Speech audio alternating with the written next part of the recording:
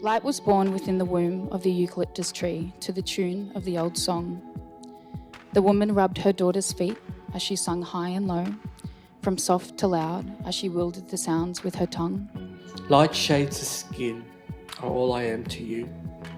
My tears are the same as yours, but I have no connection to my past or present. Uncle says it is my birthright to dance and walk with my people. Country is calling me, Nancy pleads with her mum. Nancy's mum knows what she must do. She made a promise to Nancy's father a long time ago. Years ago, we lived in a castle on a hill.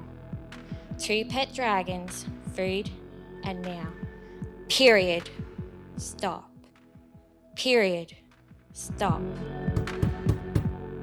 The sudden rapping at the front door sent everyone scrambling, with Mama Rose bundling up the last pieces of damper into a tea towel and shoving it into Wiradjuri's hands. Oblivious was an understatement.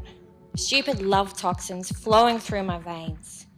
I am grateful Mother Nature gave me looks, books, and well, ignorance remains.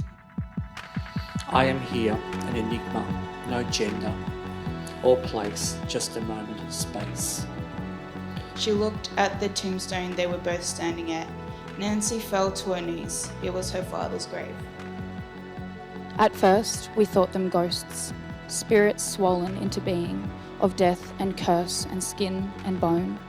If their minds were a foreign darkness, then their language was a fist.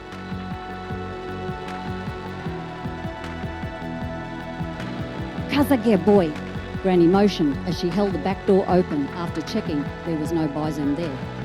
Wiradjuri flew out the back. Pearl watched him go, barefoot and shirt lifting from behind, gliding like a flying fox, vanishing into the forest.